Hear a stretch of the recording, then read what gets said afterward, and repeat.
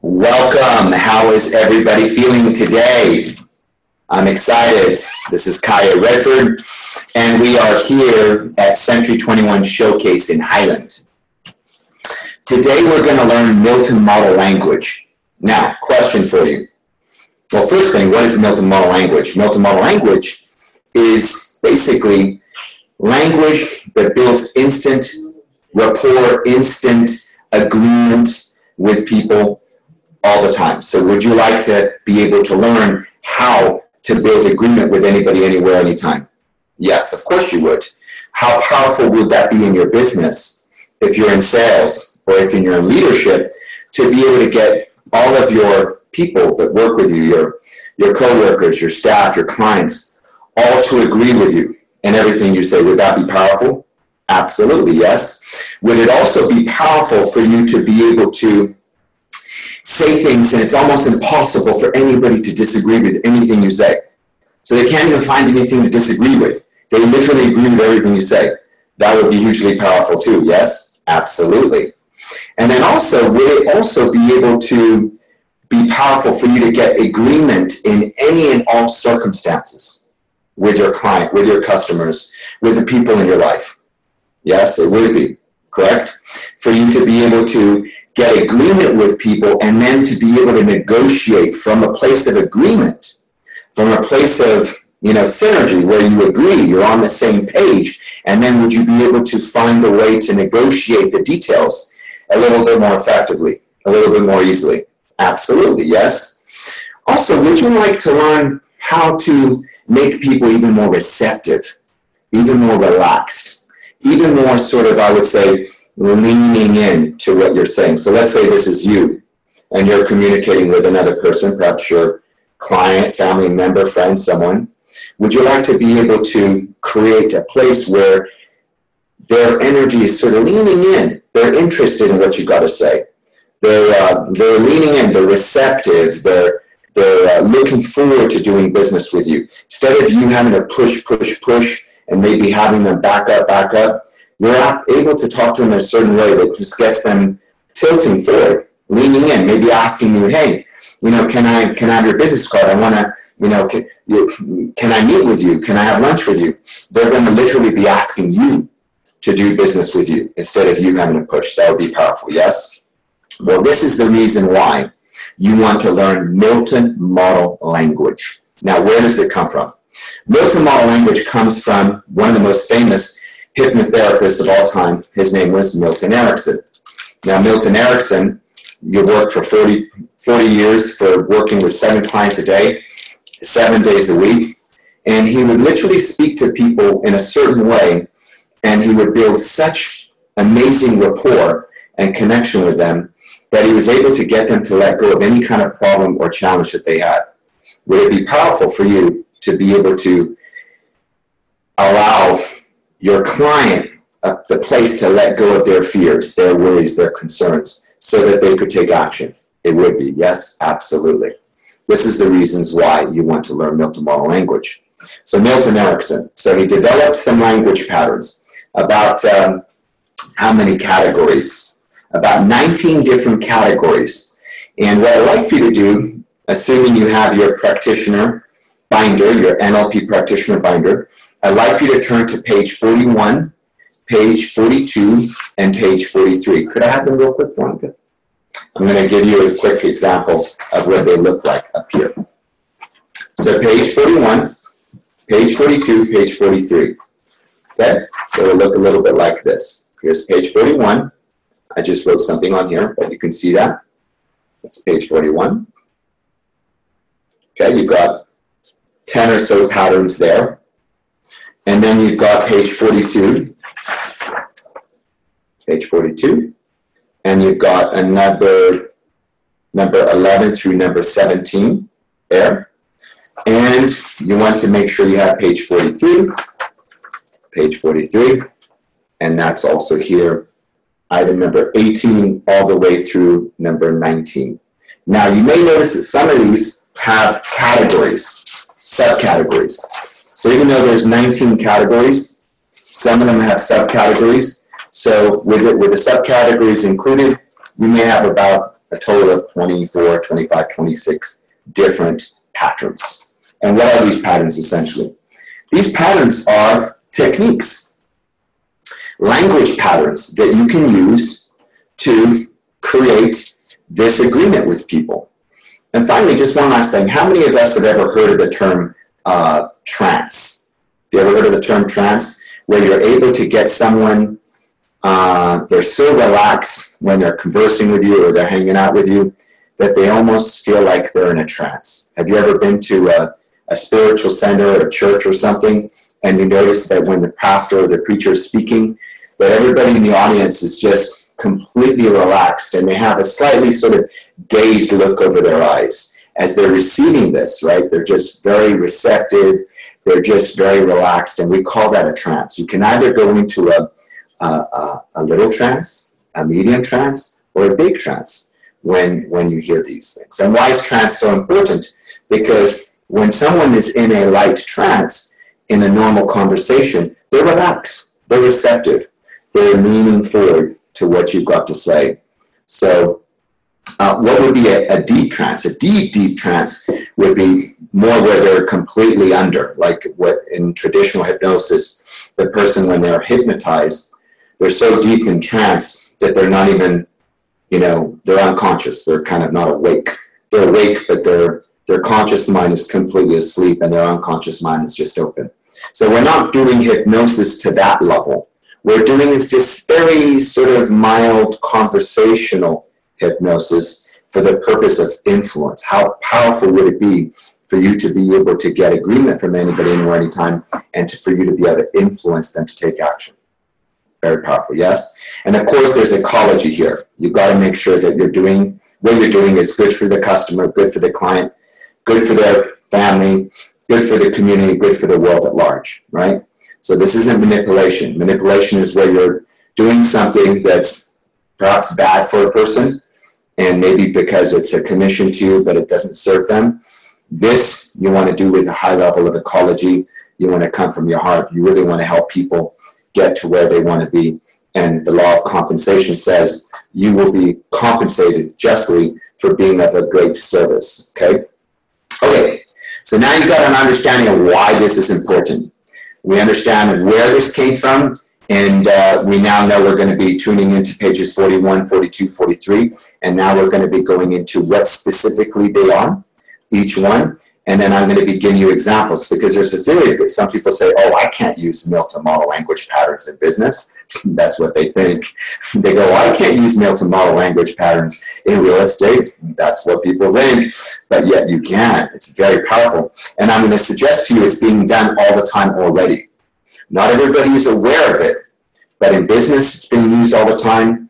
In politics, oh my gosh, it's certainly being used enormously in politics, and it's being used in all kinds of business. Real estate, financial services, multi-level marketing, everything.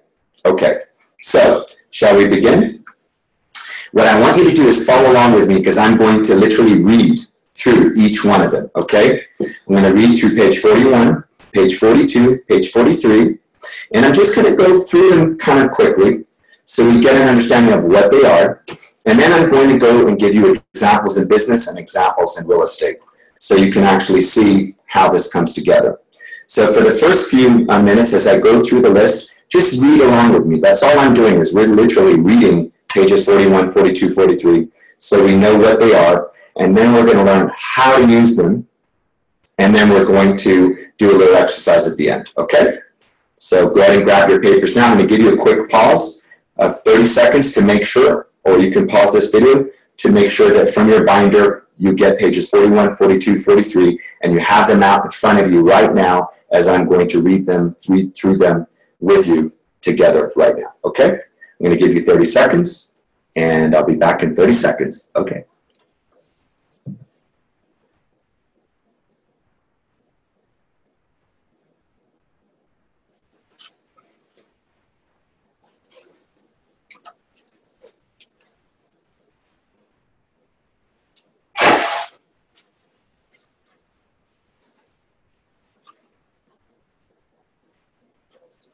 Okay, are we back?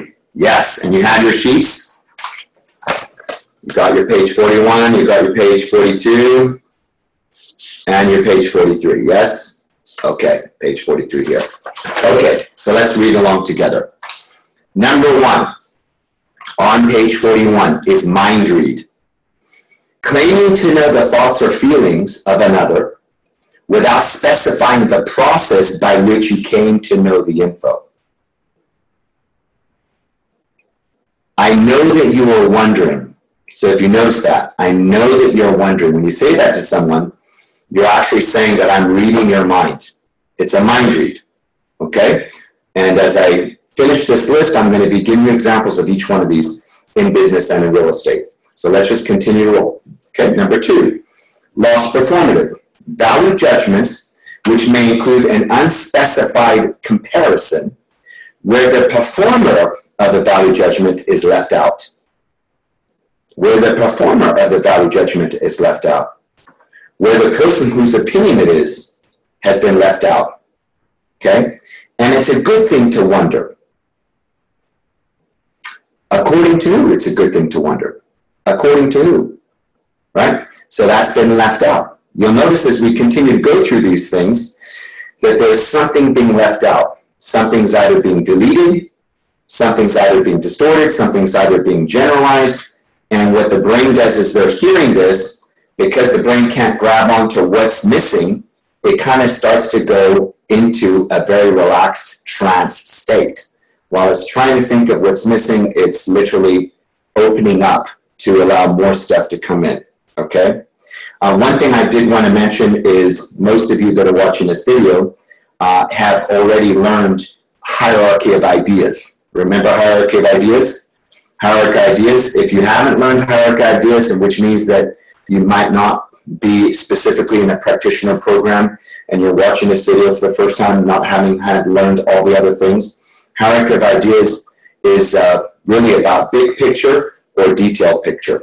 And we learned that in hierarchy of ideas that people are either big picture people or they're detailed picture people. If they're big picture people, they're chunking up. They're chunking up to the bigger picture, that more abstract thing. If they're more detailed people, okay, they're more specific, less abstract, but more specific, they're literally chunking down and getting more specific. And what hierarchy of ideas teaches us is that you can chunk people up to agreement, or you can chunk people down to specificity and even negotiate the terms. Okay, so that being said, what we're doing with Milton Model language patterns is we're chunking up. Okay? Give me 1 second.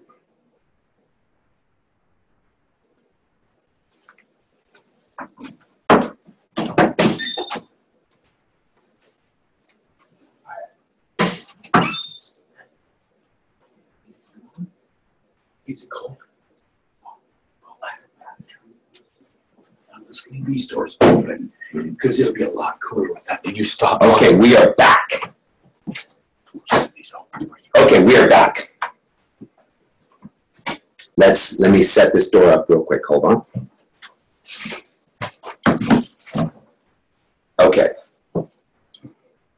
So chunking up, getting more abstract, chunking down, getting more specific, okay? So what we're essentially doing with all of these statements is we're chunking up to get more agreement, okay?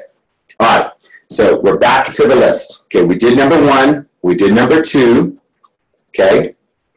And we're now going to go to number 3, cause and effect, where it is implied that one thing causes another, including attribution of cause outside of self.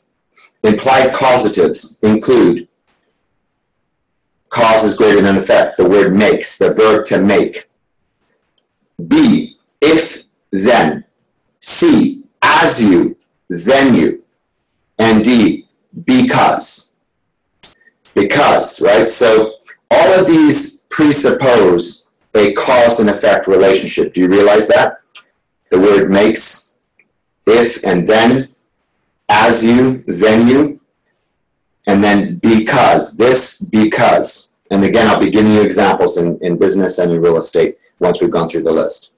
Number 4, complex equivalence, where two things are equated as in their meanings being equivalent. and you use the word that means. So something, something, something, that means that. Something else. Okay, that's number 4. Number 5, presupposition. The linguistic equivalent of assumptions. Example, you are learning many things. That's assuming that you're learning many things. So you are learning many things is an assumption. Number 6, universal quantifier. A set of words which has a universal generalization and no referential index. So what do I mean by universal generalization? All, always, every time. What do I mean by no referential index? What I mean is who it is referred to is not spoken. An example. And all the things that have happened, right? All being a universal generalization and no referential index. So who it is referred to is not spoken. It's not even spoken when you say and all the things and all the things. Also, you can say one can, right? One can, you know, one can. So who is one? Who is one when you say one can? The person who is being referred to is not spoken. Number 7, modal operator. Words which implies possibility or necessity, which often form our rules in life. Example, that you can learn, can, which is the possibility that you can or can't. That you should do this or shouldn't, right? Should, shouldn't. Modal operators of possibility and necessity. Number 8, normalization. Process words, including verbs, which have been frozen in time by making them into nouns. So think of them as nouns that are unable to be put into, they're not concrete, they're concepts. So you can't put them in a wheelbarrow. So let me ask you a question. So the word insights and understandings, what are they? Insights and understandings are concepts, correct? You can't put them into a wheelbarrow, correct? Of course not, you can't. So they are normalizations. They come from verbs, right, to be insightful, right? Being insightful or being inciting, right? Or understand, to understand, another verb, right? So you're not able to put, when they turn into normalizations, you're not able to put them in a wheelbarrow, so they're nouns that were verbs that have become nouns. Again, this will all make sense when we get and we start to give you examples of all this, on how to do it. Number 9, unspecified verb. So, where an adjective or adverb modifier does not specify the verb. And you can, as an example.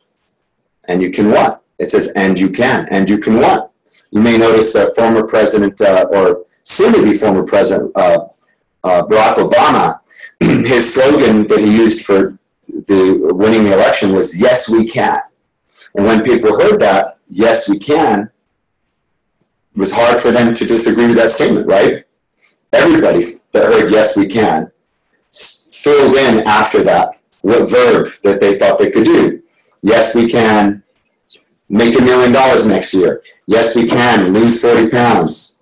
Yes, we can start write our book, start a new company. Yes, we can open our own new office. Yes, we can, even the criminal was thinking, yes, we can rob the bank. So no matter who you were when you heard that, you were able to feel that you could do whatever the verb was after that. And there was no verb after that, so everybody pretty much agreed with it. Make sense? Okay. Number 10, tag question. A question added after a statement designed to displace resistance. So think of it as one can do it. Can't she? Or can't he? Won't you? Or shouldn't you? Or can't you? Or haven't you? Or isn't it? I mean, this is the best time to buy a house, isn't it? This is the best time to put your house up for sale, isn't it? You want to work with me, don't you? This is a great opportunity, isn't it? So all of these little questions at the end are tag questions, and what they do is they displace resistance. Number 11 on page 42, lack of referential index. A phrase which does not pick out a specific portion of the listener's experience. And one can, what? It doesn't say what they can do. So when you hear one can, you're probably thinking one can, what, right? Notice that it does not pick out the portion of the experience of what they can do. So again, abstract, there's not the specifics, there's missing details, and what that does is it puts the person who's listening in a trance, in a very sort of agreeable disposition, because they can't find anything to really hold on to disagree with it. Okay? Number 12, comparative deletion, unspecified comparison, where the comparison is made and it is not specified as to what or whom it was made. So, example, and it's more or less the right thing. According to what? It's more or less the right thing. According to whom, right? So again, specifics are missing. Number 13, pace current experience, where a client's verifiable external experience is described in a way which is undeniable. Example, I could say to you, you're sitting here, you're listening to me, you're looking at me as I'm looking at you, which means that you're finding it even easier to learn Milton model language patterns. What did I do? I paced your current experience. I said, you're sitting here, you're listening to me, you're looking at me, which means that, right?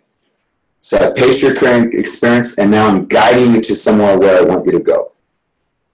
Number 14, double bind, where the client is given two choices, both of which are preferable or desirable, separated by an or. And that means that your unconscious mind is also here and can hear phonological ambiguity, which is actually on the next page, what I say, and can hear what I say. And since that's the case, you're probably learning more about this and already know more at an unconscious level than you even think you do.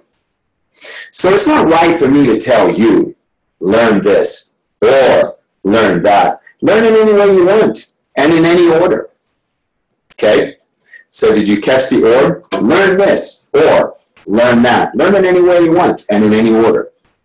Number 15, conversational postulate. The communication has the form of a question to which the response is either yes or no. If I want you to do something, what else must be present so that you will do it and out of your awareness?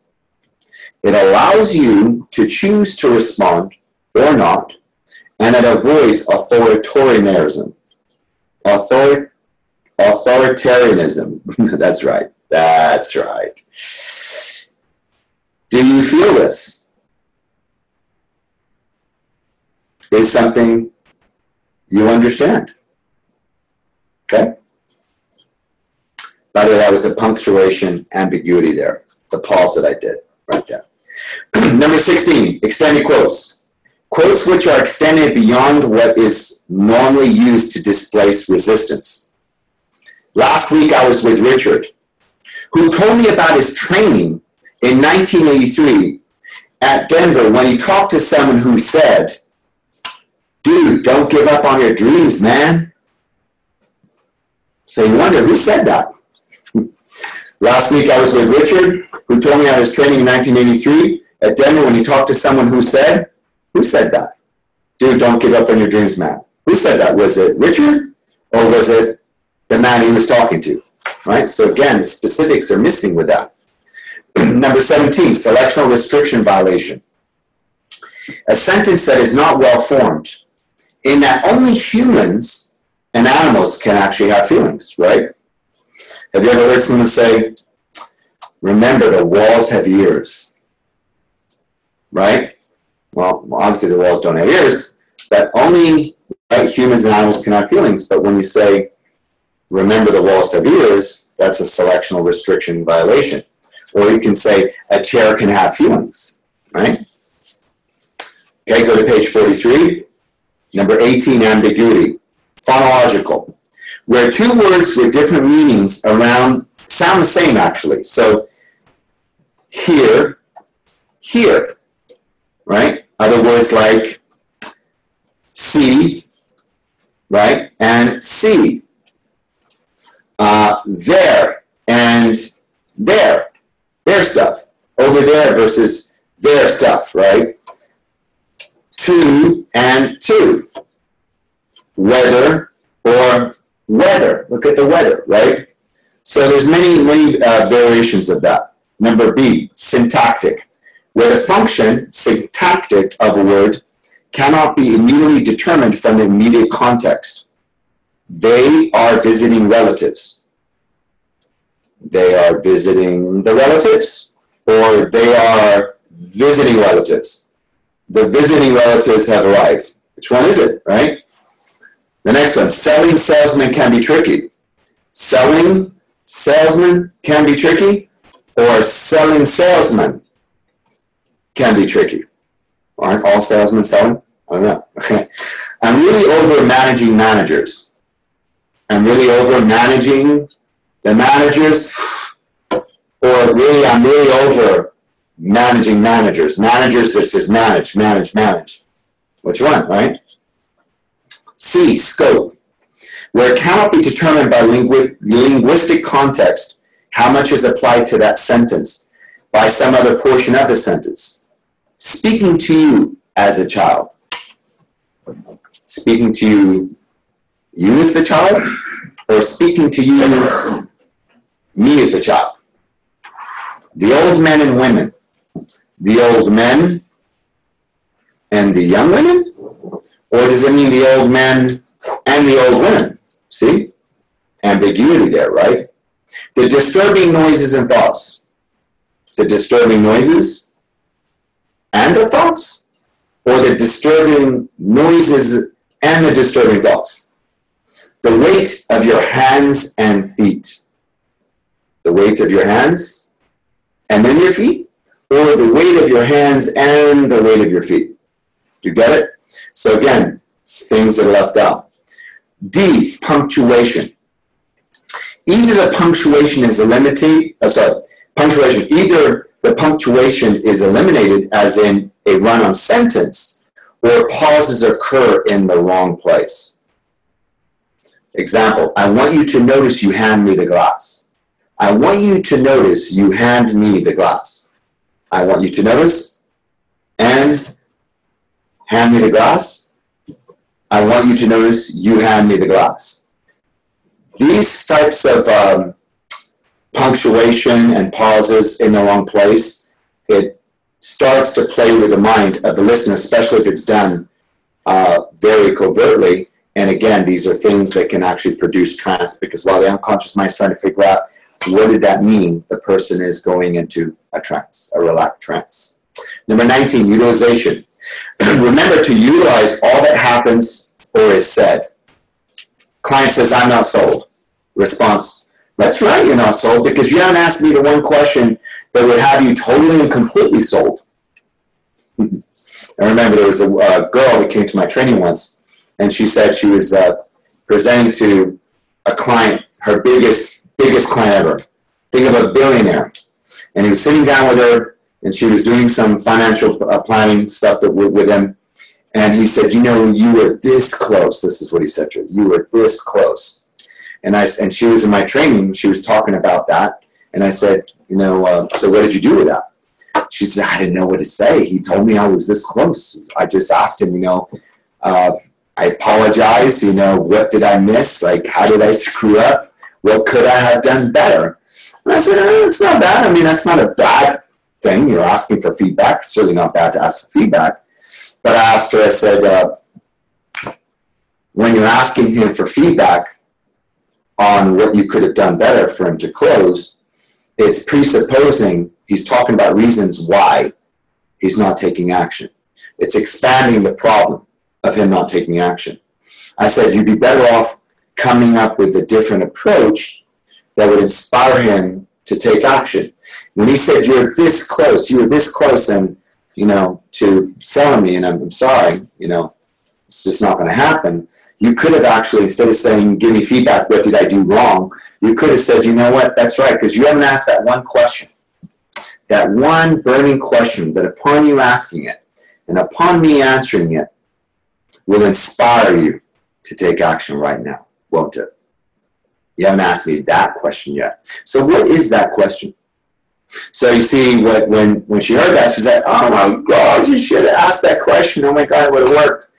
And what you're doing is you're taking this objection and you're flipping it on its head and you're feeding it back to the client using utilization, right? Number 19, utilizing their question or utilizing their objection as a way to turn it into an opportunity in itself. Okay, so we've gone through all 19 patterns, yes? Now, I'm going to put them all together in one little paragraph, all the different little lines that we read through. I'm going to put them all into one paragraph. And all I want you to do is, I want you to imagine, first I want you to take this in on what it's like for you as the listener. What experience do you have as the listener when you hear this all together? And then also, what is it like for the listener when you speak this way? What is it like for the listener that's listening to you speak in this way? Okay? So I'm going to share with you just all the sentences bundled together, and we're going to get started. So I know that you're wondering, and it's a good thing to wonder, right? Because that means you're learning many things. And all the things that you can learn provide you with new insights and new understandings. And you can you not? One can, And it's more or less the right thing. You're sitting here, you're listening to me, you're looking at me, and that means that your unconscious mind is also here and can hear what I'm saying. And since that's the case, you're probably learning more about this than you already know at the unconscious level. More than you even think you do. And it's not right for me to tell him, learn this or learn that. Let him learn in any way he wants and in any order. Do you feel this? Is something you understand? Because last week I was with Milton, who told me about his training in 1979 in Miami, when he talked to someone who said, a chair can have feelings. Putting it all together, question for you. What did you experience? What was that like for you, the listener? Can you grab onto anything that I actually said? Or did you find yourself just going, right? Right? Did you find yourself just relaxed? Did you find yourself just kind of just letting go and just being receptive? Did you find anything that you could disagree with that I said? Probably not, because there was nothing you could disagree with. Did you find that in that case that everything I said that you actually did agree with it? Probably so, right? Exactly. So you might find yourself in a light trance, or a medium trance, or a large trance, whichever trance you find yourself in. Awesome. Okay, so there are people that say, oh, we can't use this in business. We can't use this in real estate. So what I'm going to do is I'm actually going to give you two examples.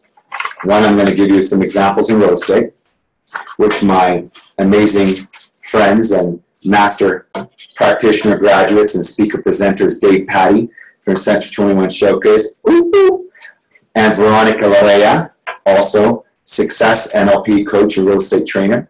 They came up with some real estate examples because you know what? People say, oh, I don't think I can use this in real estate. Well, I say people are using it all the time in real estate. They may not be doing it consciously. They may not even know that they're doing it.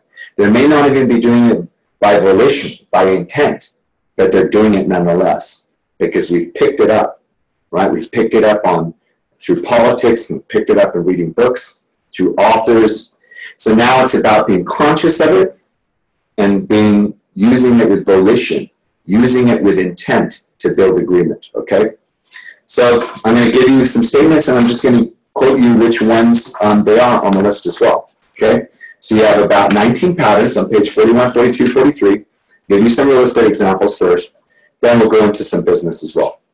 Number one, mind read. Okay, I know that you're wondering how quickly we can get your home closed.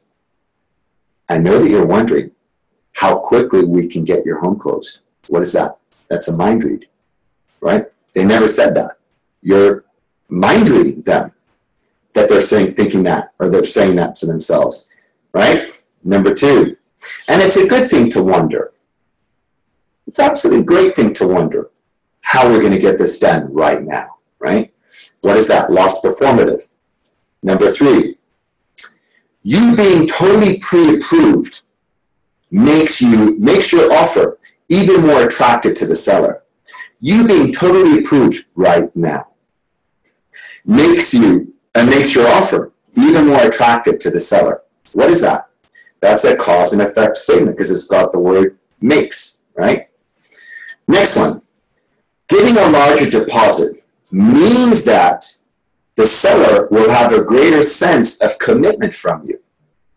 Giving a larger deposit means that the seller will have a greater sense of commitment from you. What is that? Means that. That's a complex equivalence. Next one, as we go through this transaction, you are learning many things that will provide you with even more certainty about the quality and care of myself and my team. What is that? It's a presupposition, right?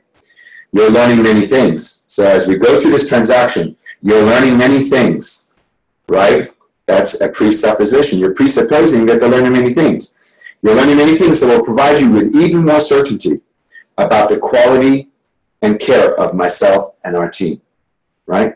This is all Milton model language, specifically being used in real estate. That's the presupposition. Next one. And all the things, I mean all the things, are being taken care of. What is that? That is a universal quantifier. And all the things are being taken care of right now, aren't they? Tag question, aren't they? Haven't they been? Yes. All those concerns are all resolved right now, aren't they? And you're excited about moving forward, aren't you? Right now, aren't we? Okay. Next one. You know you can be ready. You know that you can be ready for sale in 30 days. What is that? Mode operator, right? You can. You know that you can be ready for sale in 30 days. Or you could even say, you know that you should be ready in 30 days, right? You know that you should. Don't you? Tag question. Normalization, number 8. As we go through the paperwork, you're going to get new insights about the sale process or about the sales process and new understandings of the real estate market. What is that? Normalization. The two words, right? Two words that you can't put in a wheelbarrow. They're not concrete. They're concepts. One is insights and the other one is understandings. Because the mind can't put that in concrete form. An understanding is an understanding. It's a normalization, which is another form of abstract language that puts your client in a relaxed, more sort of trance state. So as we go through the paperwork, you're going to get new insights about the sales process and new understandings of the real estate market. Fascinating. Yes. Normalization. Next one. And you can. I mean, we can. Yes, we can work together, can't we? We can, together as a team, make this happen for your greatest benefit right now, can't we? What is that? Unspecified verb. And we can.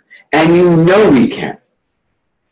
So what I'm doing is I'm leaving out what after that. So their mind goes, and we can, everything that they want, they start to think we can, right? So you're putting them in possibility instead of impossibility or limitation. Next one, tag question. Isn't it better to work with someone that has your best interests at heart? Isn't it better to work with someone, or aren't you right now working with someone that has your best interests at heart? Don't I have your best interests at heart? So tag questions. Another one would be, now is the right moment to start marketing. Don't you agree? Right? Right now is the right time to buy, isn't it?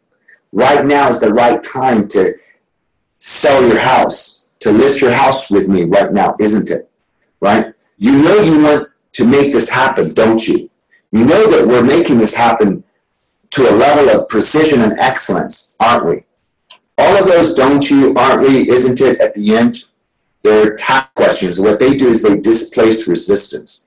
They kind of tie down the person to agree to the statement that preceded it. Right now is the time to buy, isn't it? Right now is the best time to sell, isn't it? Right? So next one.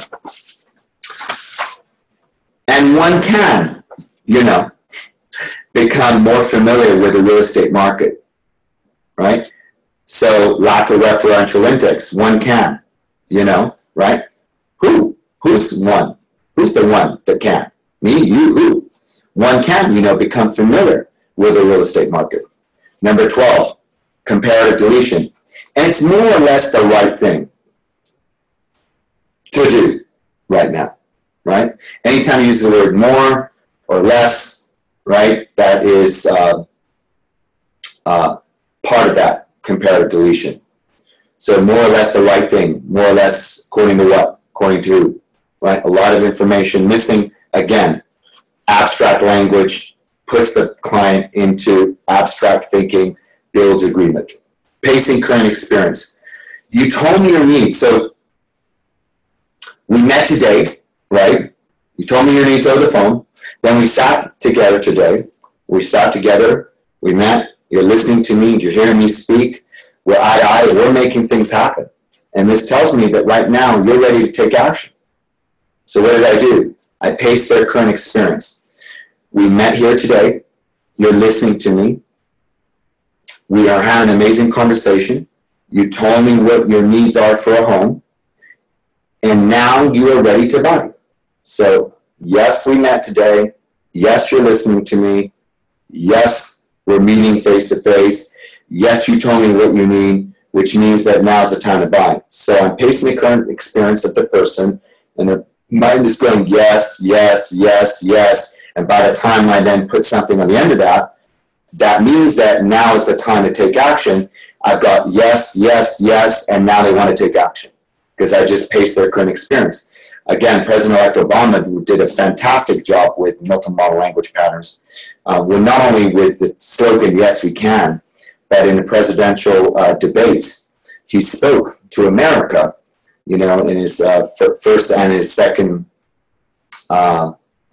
election process, and he paced the current experience of Americans. America, you're worried, you're concerned, you're concerned about the future, and how are we going to move forward from this recession? You're concerned about, is your job safe? You're concerned about, are you going to be able to keep your house? You're going to be concerned about, your finances. You're going to be concerned about the future welfare of your kids. So he's pacing the current experience of all the different people. And then he says, which means that now is the time that we get behind, what it is to be American, what it is to triumph over circumstances, what it is to go to the next level. And we can do this by, and I'm your man, vote for me, so that's what he was doing, essentially. Okay, what else? Double bind. Would you like me to write up the offer here at your house, or would you like me to go to, or would you like to have, a bite to eat at a restaurant and, sit at a dinner table and write up the offer there? Did you notice that one? Double bind. Would you like to write up the offer here at the house, or would you like to write the offer over a cup of coffee, or over Starbucks, or, over dinner at a restaurant, right? Extended quotes. Last week, I was at the Board of Real Estate, and the president was speaking to the top broker in the industry who sat down with the #1 producer in the market, and he said, now is the right time to take action. Who said that? Who said now is the right time to take action? Okay, let's do that again. Last week I was at the Board of Real Estate, and their president was speaking with the top broker in the area who sat down with the #1 producer in the market who said that now's the right time to take action. That's an extended quote, right? As soon as you extend the quote past the first person, the second person, the third person, now the brain doesn't know who said the quote. And while the brain is trying at an unconscious level to figure out who said the quote, the person actually goes into a trance. And they actually agree with everything that was in the quote. Because the extended quote displaces the resistance. They can't find out who said it, so they can't argue with it, because they don't know where it came from. Make sense? Okay, what's next? Oh, remember this one. Which one was this one? This is the next one we have is selectional restriction violation. I don't want to list the house as a fixer-upper, because that may hurt your house's feelings, right? Since when does a house have feelings, right? But can you use this in real estate, right? I don't want to list your house as a fixer-upper because that could hurt your house's feelings, right? I say to people all the time, because I'm trying to get them up out of their chair and get them engaged, in my seminars, and I'm saying to them sometimes, how does your chair feel like you've been sitting on it all day? How does your chair feel that you've been sitting on it 10 hours today, right? So they start to think, oh my gosh, maybe my chair needs a break, and they stand up and they get active. Okay, next one, utilization. Client says, I'm not sold. We learned this a little bit before, right? Client says, I'm not sold. And you say, that's right, you're not sold, because you haven't yet asked the one question that would have you completely and totally inspired to take action right now, aren't you? Okay, so those are some examples in real estate. And let me just give you some examples in just general business. Should I do that? Okay, general business. And it's a good thing to make a profit, isn't it? Right? What is that? Loss performative. According to what? According to whom is a good thing to make a profit? It certainly beats the head out of the alternative. Why? If you lose money, then you won't be in business. What is that? That is a cause and effect. If you lose money, then you won't be in business.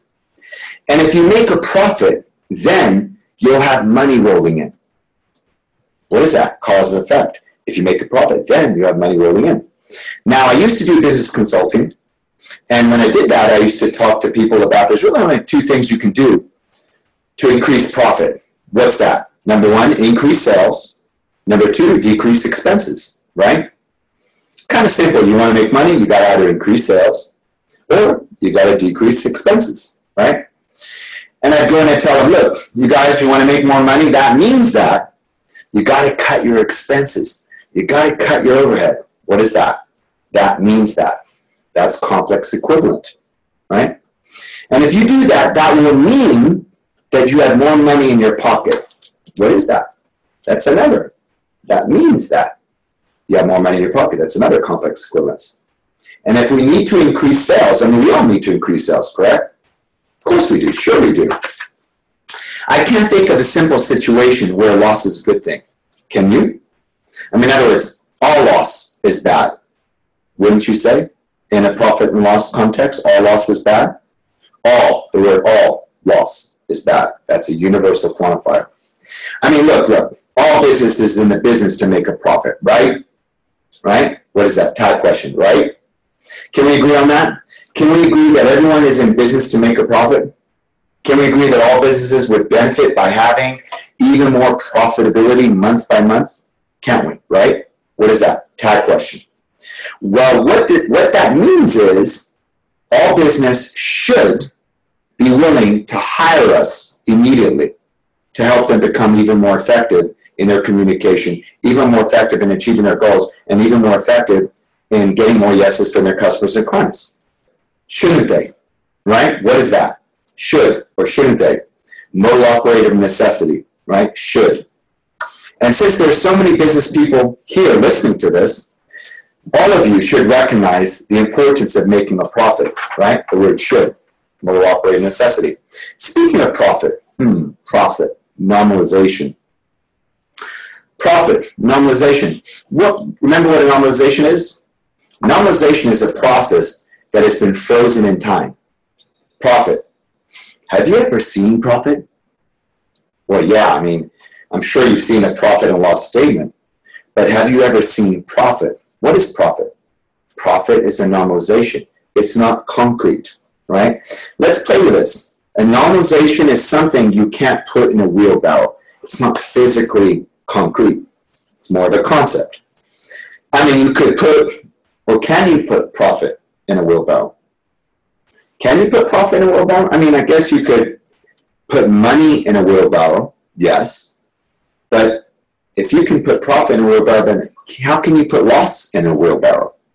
I mean, think about it. You could take the money from profit, cash it in, and take the cash and put that into a wheelbarrow. But when a corporation loses $1 million, where in the hell is that money? It's a negative number. It's $1 million loss. Show me a wheelbarrow that can hold $1 million loss. Are you getting this? It's a concept, right? Concepts are normalizations. Speaking of normalizations, profit and loss statements are normalizations. Balance sheet is a normalization. Corporate culture is a normalization. Someone could say, well, what is corporate culture? Someone could say, well, corporate culture is the prevailing attitude of everybody at the corporation. Well, that's, again, something that you can't put in a wheelbarrow. Corporate culture. It's a concept. I'm getting confused. I thought people couldn't use Milton model language in real estate and business, and I present to you they're doing it all the time. Not necessarily consciously, and not necessarily by volition, by intent, but they're doing it without even knowing it. Right? Business owners do, don't they? Use Milton model patterns all the time, right? Well, it's important to make more money, isn't it not? More money, comparative deletion. Remember, more or less, anything like that, comparative deletion. And it's important to have less expenses. The word less, comparative deletion. And that's more or less the right thing, wouldn't you say? Tag question. Pacing the experience, remember? So you guys came from wherever you came from. Some of you are in real estate, some of you are in financial services, some of you are multi-level marketing, some of you are based in California, some of you are out of state, some of you are international. So wherever you came from that place. You came from that industry. And you're here now, you're listening to me speak, and we're having this conversation. And you're investing your time and energy to become a master communicator. And that means that Milton model language patterns for you are becoming even easier to remember, even easier to learn, and even easier to do. What did I do? I paced your current experience. You came from where you came from. This industry, that industry, that industry. Yes, yes, yes. You came from, California or out of state. Yep, or yep. You're here now. Yep. You're listening to me speak. Yep. You're looking at me. Yep. We're having a conversation. Yep. And that means that this is easy to remember, easy to do, and easy to apply. Yep. So yes, yes, yes, yes, yes, yes. This reminds me of the yes set, right? Little yeses lead to big yeses. Yes, yes, yes, yes, yes. Okay, so I'm just pacing the current experience. And that means that is the word that I use, right, which is the complex equivalence that I use to move them. So yes, yes, yes, yes, yes, to all these things that you agree with. And that means that now is the time to take action. Now is the time to become a black belt in NLP. Now is the time to become a rock star, a master of influence. Now is the time to complete all levels of your NLP education and become a master of influence and become the very best you can be. Right? Right? That means that and all that. So yes, set. Tommy Hopkins would use the yes sets a lot, right? He would also talk about alternative choice questions. Questions in which the client would answer yes on both circumstances. Do you want to sign the listing now, or do you want to sign the listing when we grab a cup of coffee?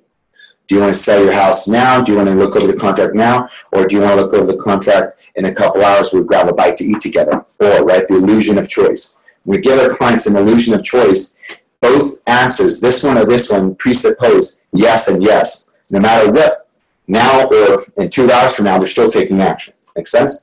Milton Erickson would say, do you want to go into trance slowly or quickly? Exactly. In business, we'd say in response, if you're buying a washing machine, do you want the washing machine that's stainless steel that, when you touch it, it does leave fingerprints on it? Or do you want the other one, stainless steel, that when you touch it, it leaves no fingerprints on it? Which one do you want? Do you notice that? No matter which one they choose, either way, it's still they're buying the dishwasher or the refrigerator. Powerful stuff. So that all the while they're thinking and they're answering, they're buying it no matter what option it is. Would you like the delivery today or tomorrow? Would you like to meet it Tuesday or Thursday? Would you like to meet at 2 o'clock or 4 o'clock? There is no yes or no. It's either or. Presupposes it's yes no matter what. Make sense? You guys know this. That's a pretty commonly used one in real estate, financial services, multi-level marketing, and so forth. Conversation posture. This is one of the best ones I've ever experienced. I was actually, what is a conversational posture at first? It's, if I want you to do something, or you want someone to do something, what is the question you can ask that could be answered with a yes or no? And hopefully the person who hears the question will answer yes or no outside of their own awareness. I'll give you an example. A guy invited me to lunch. He said, hey, let's go to lunch. I said, sure, okay. He says, do you have the American Express card? He said, yeah. And then he started to head out the door. And as I'm walking, catching up, and I'm like, I just agreed to pay for lunch. And I did not know that I agreed to pay for lunch. But do you see? I answered yes out of my awareness of I'm obviously now buying lunch. Oh, crap, I'm buying lunch, okay? He'll get it next time, I guess, right? One of the best conversational postures I've experienced. Extended quotes.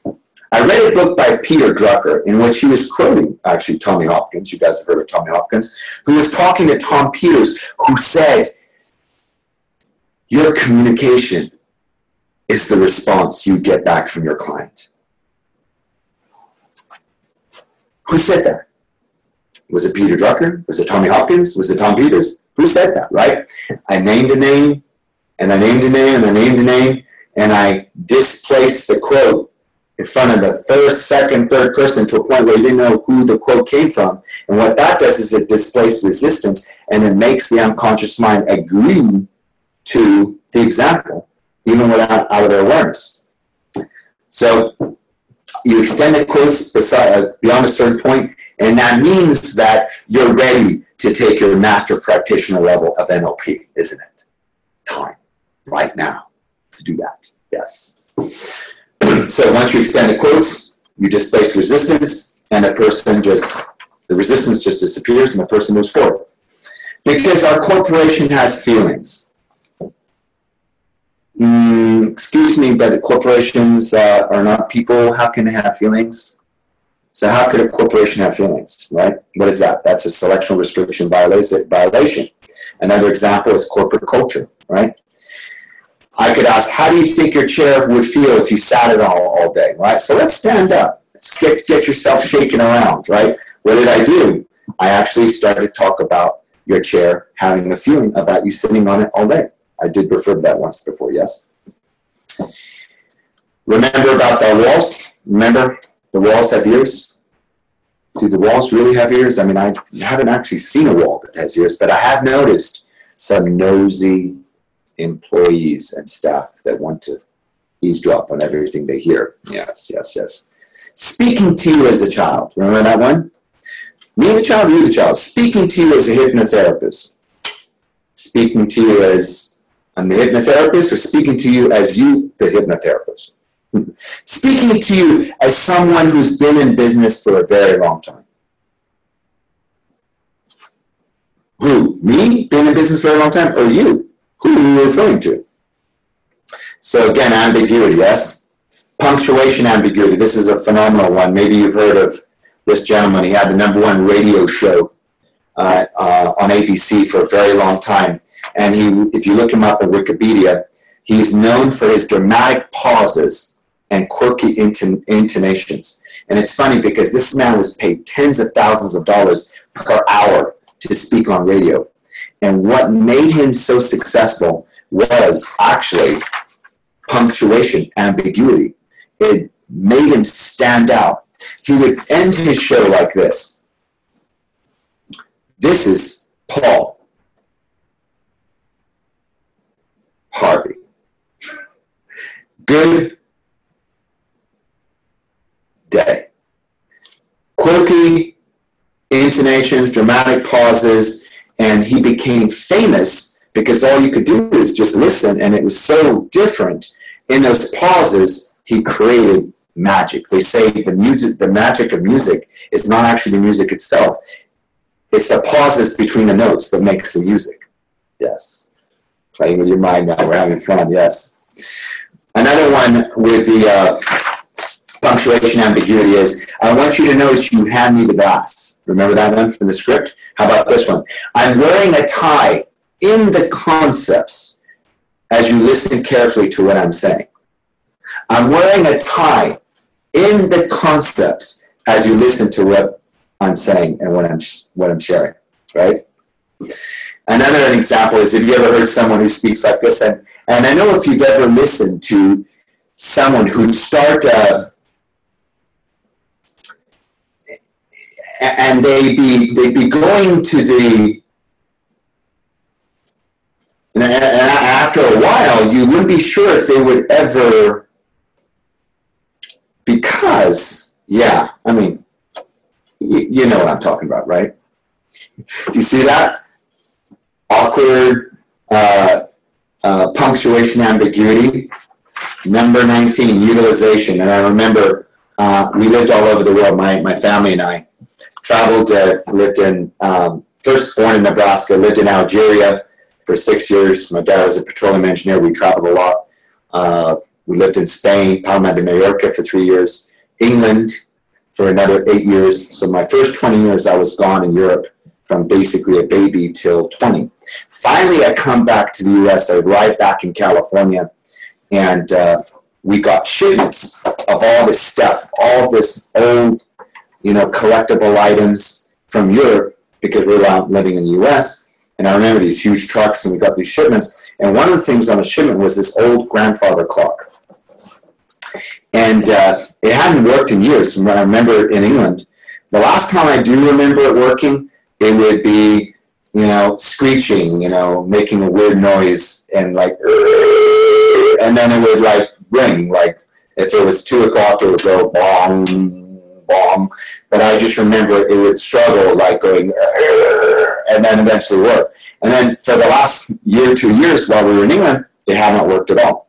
So I'm like, okay, I guess it's a family, collectible item. I'll take it in my house. So I had it in my house.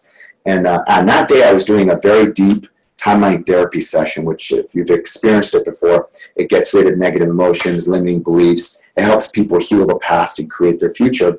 And I'm working with this person. I have him deep in a trance, timeline therapy, and I'm asking him, what are the gifts, what are the learnings that will allow you to let go of the emotions easily and effortlessly.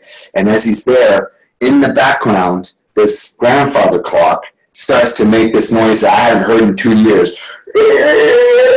And I'm hearing that noise. I'm panicking. I'm like, oh, crap, this is going to wake him up. This is going to be a terrible session. I'm like, oh, what do I do? What do I do? I looked at my clock in one brief second, and I noticed it was 7.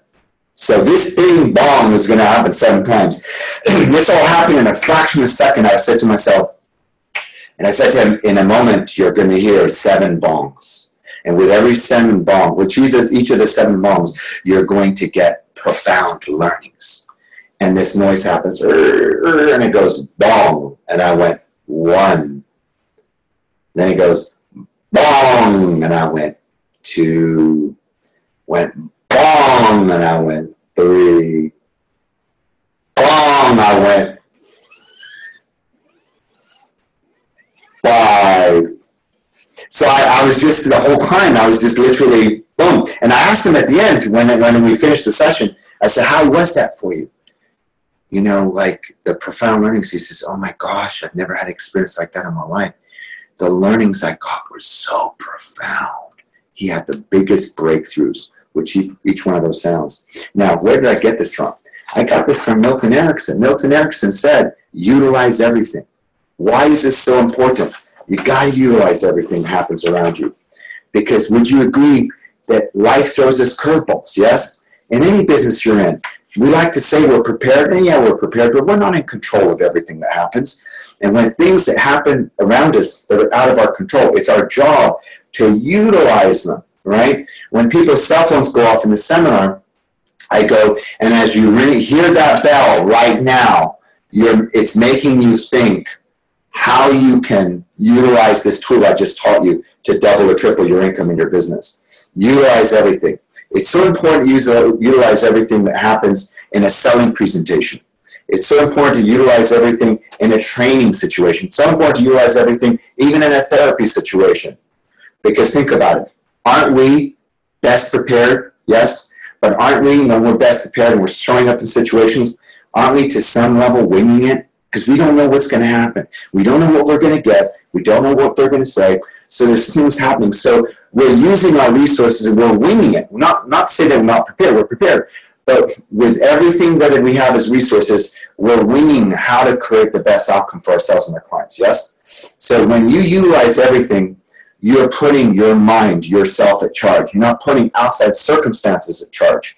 Also, for your clients, when things happen that are kind of like throwing curveballs, and they see that you utilize that and you don't skip a beat, you're right there, you know, you're just right present. What happens is you earn the trust of your clients even more because they feel that you are really in control. You really know what you're talking about. You really got this together. Isn't that true? Yes? Awesome. So I'm going to have you do an exercise, okay? And the exercise is for you to come up with some Milton model patterns. Now, what did I do? First thing we did is we talked about why it's important to build instant agreement, instant rapport, to get people to not find anything they can disagree with you on, to be able to influence your clients, to get them to be able to take action, to make more money, to have more success in your life, all that, right? Then we covered what they are. We read through page 41, 42, 43, the 19 different patterns and the different subcategories where it was A, B, C, D. And then what we did is we went into how to use them. I gave you examples in real estate. Then I also gave you examples in business. How useful was that? Because a lot of people are in real estate. And in business, general business. So you got to see it's being done everywhere. And I even gave you examples in politics, right? Yes, we can, right? And even President-elect Trump, right, used a lot of ambiguous language. Oh my gosh. Almost all of his speeches, there was no specific plan, there was no specific agenda. It's almost as if he put out a concept. Yes, we're gonna, we're gonna do this. Yes, we're gonna bring jobs back. Yes, we're going to improve our education. Yes, we're gonna improve our inner cities. All of these where there was no specific plan, there was no details of any of it, right? So a lot of it was abstract language. What did that do? That built a lot of agreement in people. So we can agree with them, we can not agree with them. That's not what this is about. We're not talking about whether we like a specific person or not. Let's move the person away from the conversation. Let's only look at the technique. We're only looking at the technique. A lot of abstract language, and he was able to get an agreement, an enormous amount of people to move forward. And he left out a lot of details, and it didn't create a problem. He even got called out on it, but enough people decided to vote, so enough people agreed. Right?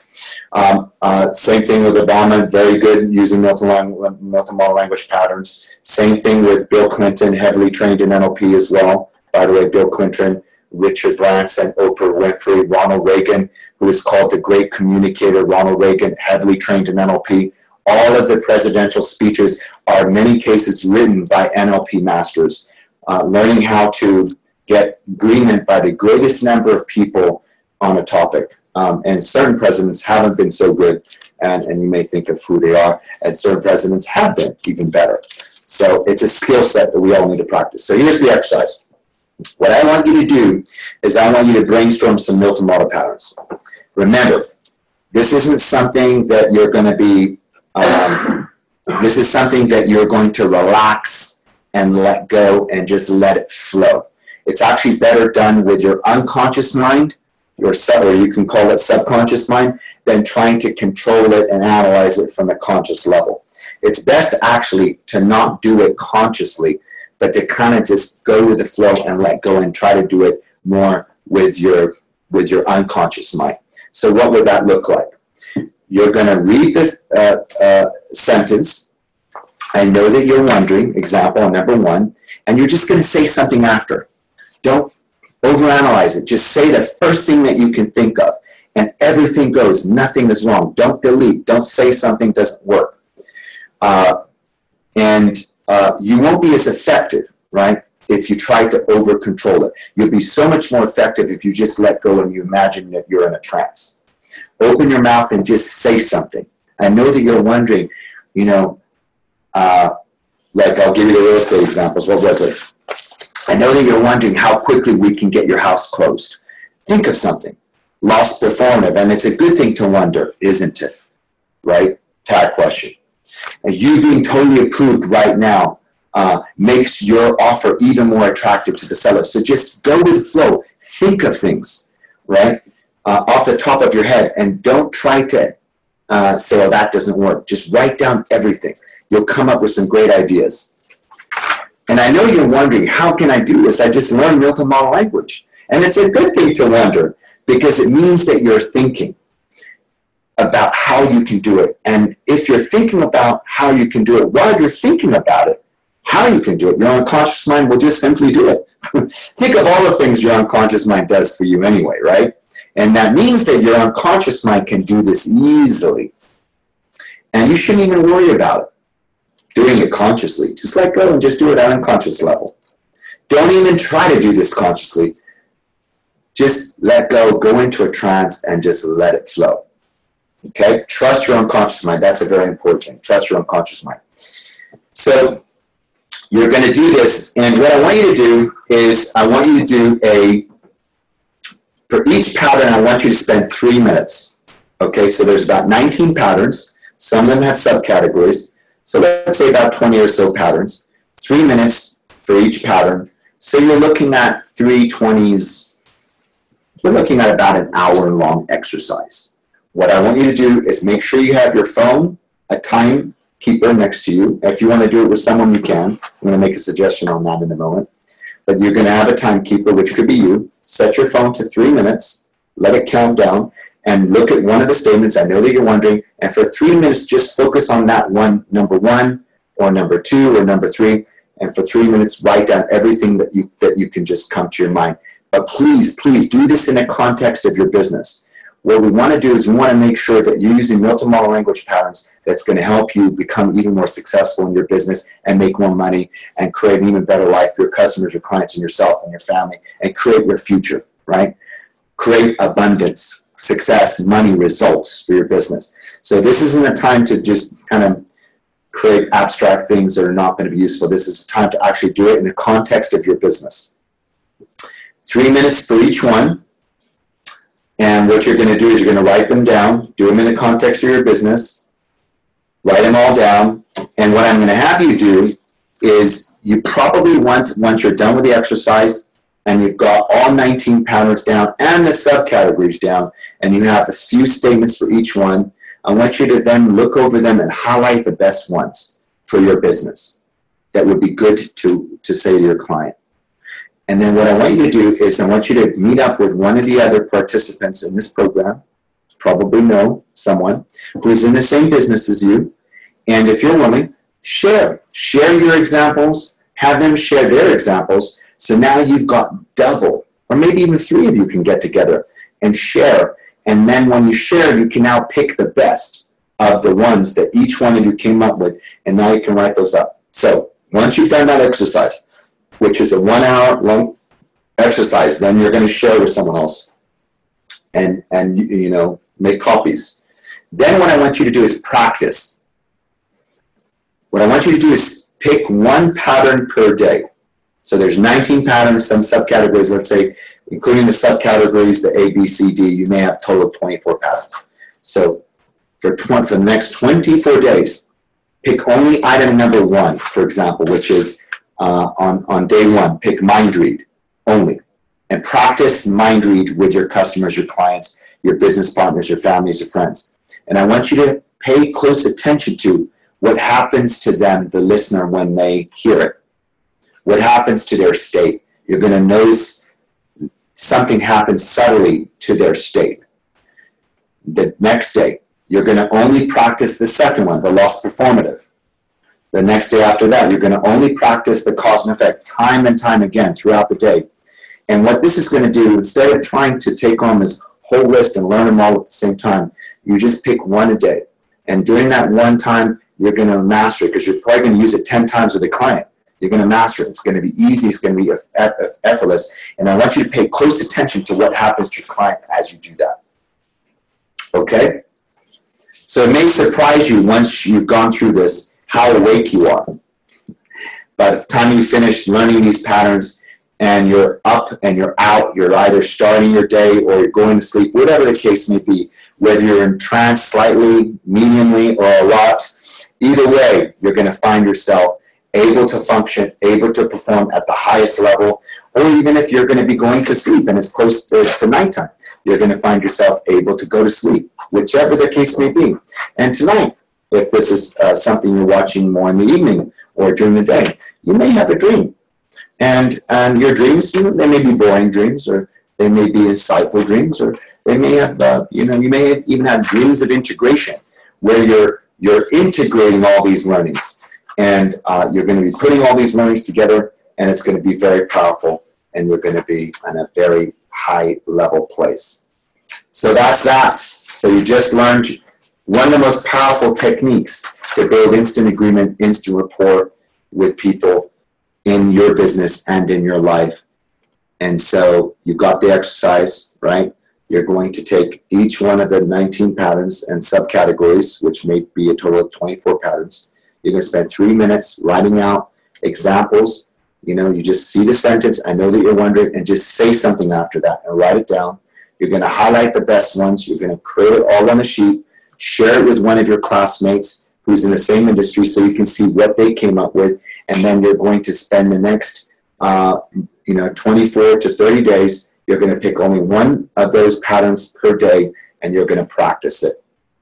Okay, and you're going to pay attention to what happens with a client or the person you're speaking to when you speak that way. Okay, and then when I see you next, you will have an opportunity to ask any questions. You know, got to do a whole exercise, got to do all the exercise first, and do the patterns over the next few days. And when you see me next, I will be asking you, how was that? How did that work for you? What did you notice? What kind of a power did you find that you can now do consciously, also by letting go unconsciously, and by doing it by volition? And I'm going to ask you when I see you next, what questions do you have? What have you learned? And what do I need to know? And I look forward to having that conversation. Awesome. And I will see you on the next video.